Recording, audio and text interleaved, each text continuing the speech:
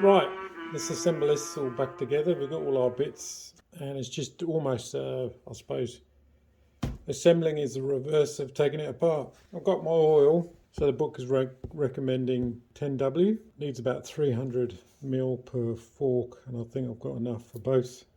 You actually measure the height, so the volume is a ballpark amount, but you want to get the height right, and both heights need to be the same level in each fork.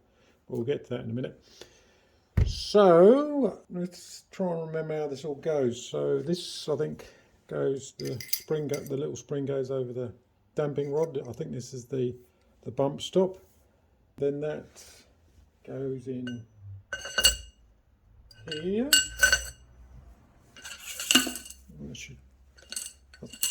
should come through. There we go. Put this little cap on the end. Then the only tricky part is putting this bolt in the end here, because this is going to spin around inside the outer fork tube. So we'll get that in there. Actually, before I do that, I'll just check. It's always worthwhile just checking down the end there that you've got the washer out, because it'll need a new copper washer down the bottom. So that's out, so we'll get that in there. So we get our new copper washer. Actually, before I put the washer on the Loctite on, just make sure that's engaged in the bottom.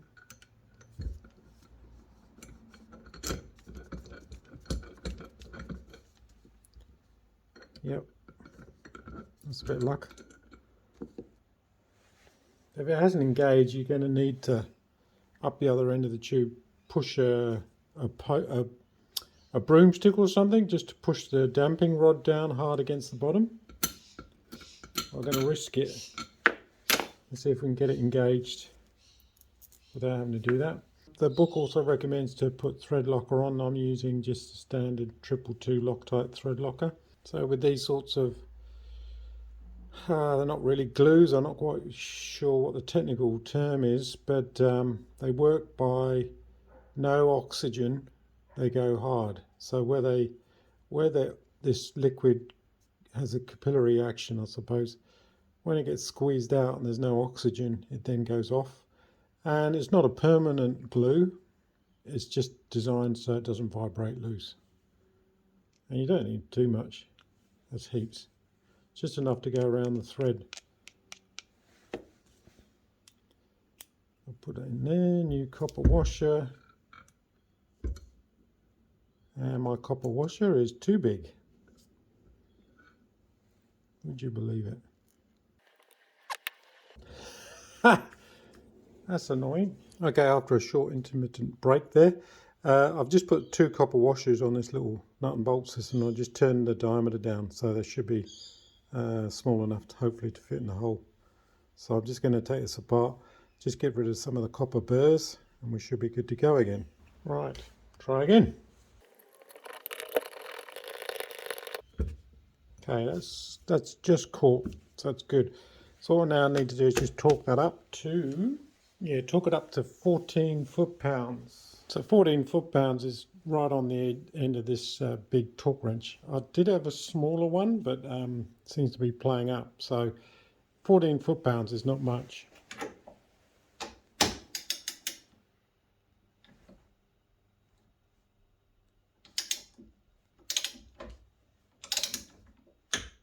There you go. You just heard it click. He says, yeah. So it's not much. It's only going into mild steel. And the thread lock in there will do its job. Next job before I forget is fit the drain plug. So a new copper washer.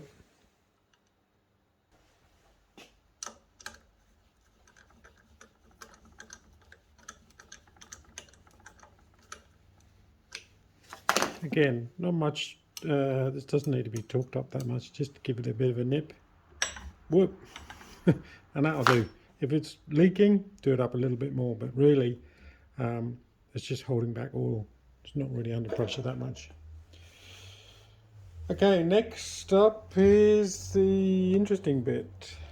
So next on is the bush. I had a look at this. I mean, if I could find a replacement, I probably would have bought one. But given there's hardly any scoring on this, I think we'll just reuse it. So that should drop down. It's got a slight split in it to allow for a spring, and it's got to fit. It's got to fit right down in the gap there. So obviously a bit difficult with this being up in the air, so you need a tube just to tap that down so it fits in there nice and snugly and square at the bottom. So what I might do is just pour out a little oil and just soak these components that are going on next in oil so they can slide down easily. So yeah, just drop the little bush so it's nicely lubricated. Just slide it over the fork tube, and then with a bit of pipe, you can use I suppose plastic pipe or something that will fit over the top, and use it as a sort of slide hammer just to tap it down. The only trick you want to do is just make sure it's nice and square cut. It's not sort of crooked. That's just to help it make sure that the bush goes in. The next part over the top which helps with that is the big fat washer. Apparently the chamfered edge, there's a slight chamfer on one side, that faces up the top, and the slightly sharper edge goes down. And just tap that in.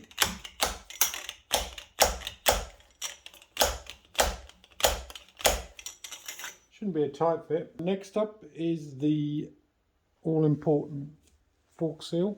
Again, it's orientated. Generally the numbers on the seal go to the top or face up, and the flat surface is facing up. So I've not known a seal to go on that way.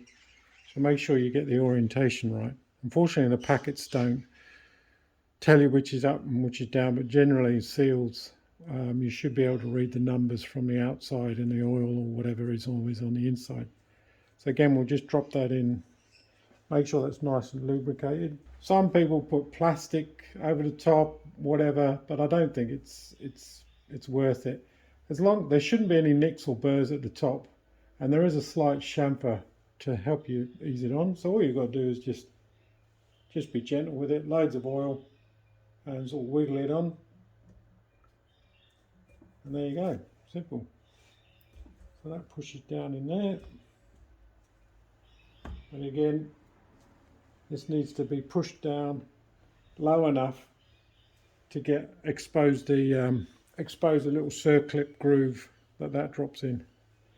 Now just be careful using your slide hammer or whatever. You want to be, this is the diameter is just a fraction too small, and I'm worried that if you're not pushing on the outside of the seal, you can actually end up damaging and nicking the lip. So what you could do is find a big enough washer to sort of spread the load, and so you're not damaging the face of the seal. The trouble is the chances of getting a washer that sort of size is pretty remote. That's why something like aluminium or even a plastic pipe is better than using a sharp piece of steel. So just make sure you picked up the outer edge, you're not over to one side too much, and it should just push in.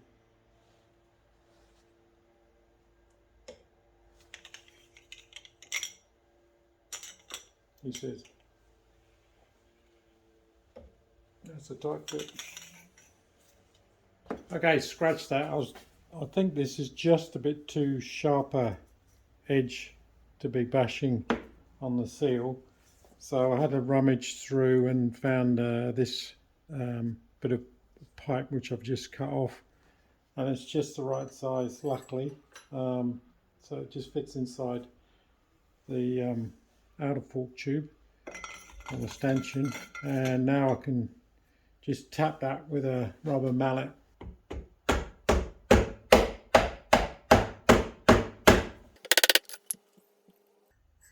a little bit more.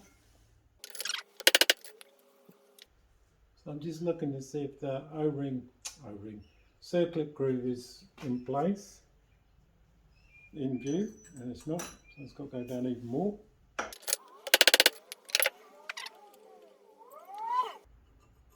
No, still got to go in a bit more.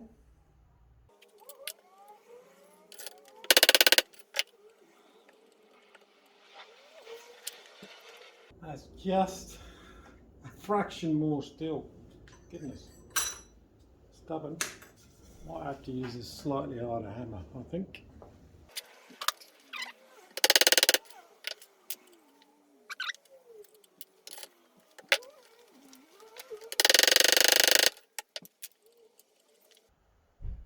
Okay, that's in, but that's took a lot of bashing to get that in. So yeah, like I say, it's better to use something like this where you're not going to touch the inner lip. It's all on the outside. And you're driving down on the outer edge of the seal. Don't go anywhere near the inner lip, because you'll just bugger up a brand new seal. So hopefully this should just clip inside the ring.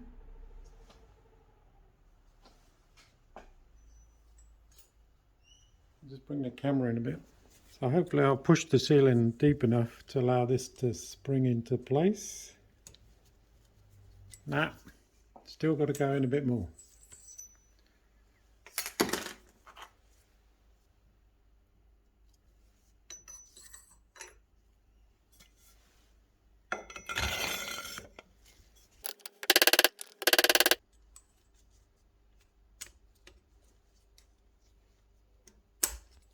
Okay, that pings in nicely. Happy with that. You don't want it half catching, it needs to ping in there nicely. So the final bit is the new dust cap, and so that's just a press fit on the top. I might just put a little bit of oil on that, slide it over the top, press it in. It should just push in.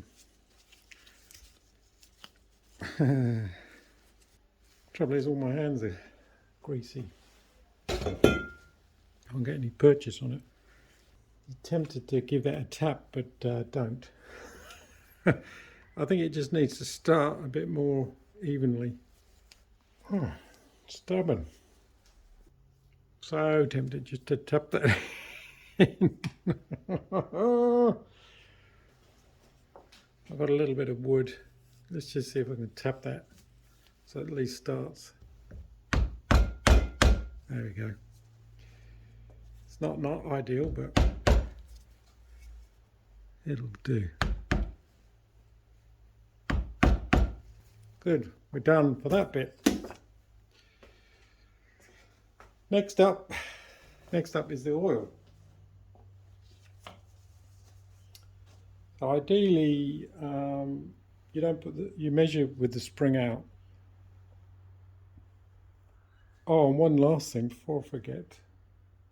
Yes, good job, I remembered. We want to know, when we set the static sag, we want to know the maximum measurement, or the full compressed stroke, which is hard to do with the spring in, obviously. So while there's no spring in there, we can measure what the full stroke is. So just with a zip tie,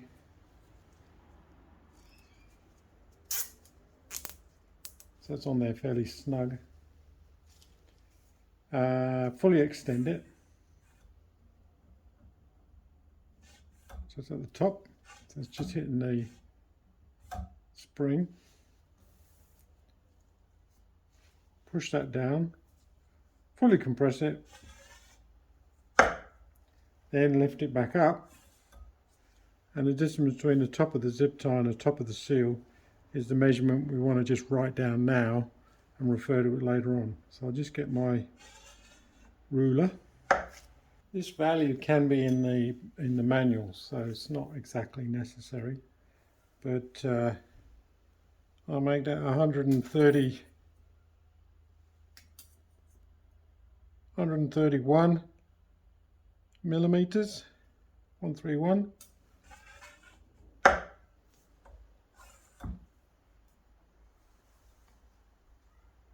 Yeah, 131.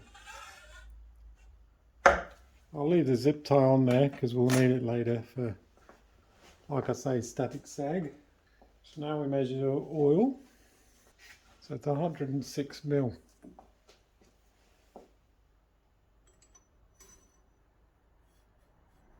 So I want to come to the top of that. Now you can actually buy proper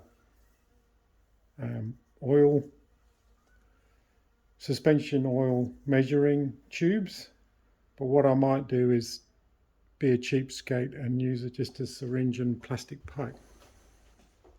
So all I've done here is just got this oil, this syringe with a bit of plastic hose and my ruler and a little C-clamp, and so in theory what happens is I just drop that in the top there and it's sitting, the bottom of the tube now is 106 mil down, and what I do is you overfill it a little bit and then draw off the excess by pulling out the syringe, and then that way you know you're sort of exactly at 100 or more or less at 106 mil.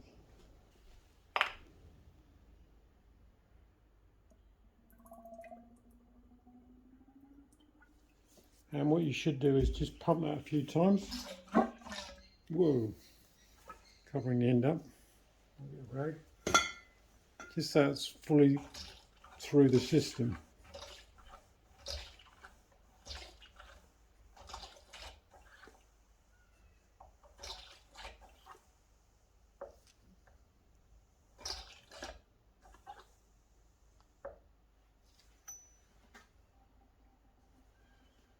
So it's still gurgling away. Of course, you could just measure it out and keep the amounts exactly the same. Also, you can experiment with the height. There's nothing to stop you increasing or decreasing the amount of oil. Obviously, never fill it up too much because you'll get hydraulic lock, and that's dangerous. That's basically when the whole suspension gets rock solid.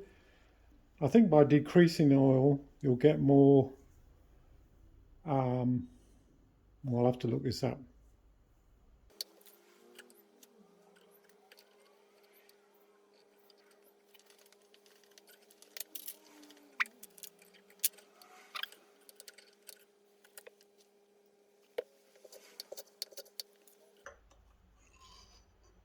So now we're covering the bottom of the tube up with oil. So we'll just suck out the excess.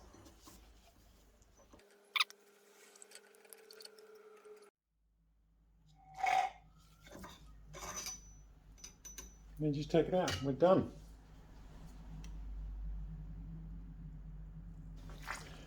And just as a sanity check,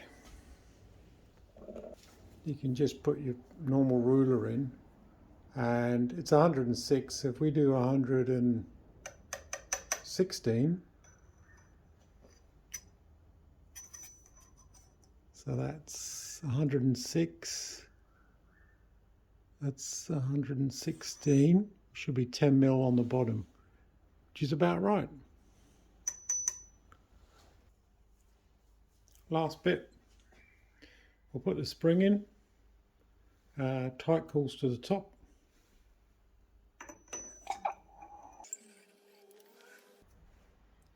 and we'll pull that up. So yeah, we put our original washer back, then it would have been the original spacer, but because we've got a different spring, we'll put in our new spacer, which should make everything the same length. Then we'll pull this up. Now the fun bit, we've got to push that in there.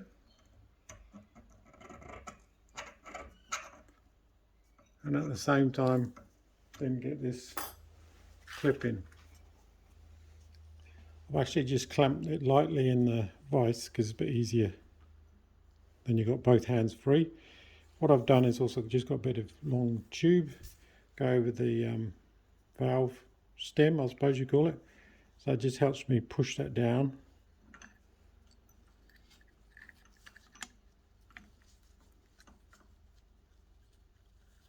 Bit of a fid. And just give it a bit of a wiggle as it goes in.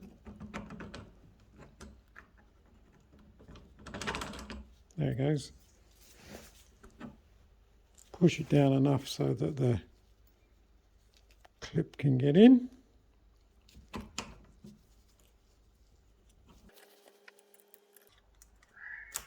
And there goes the clip. That's located. Done-ish.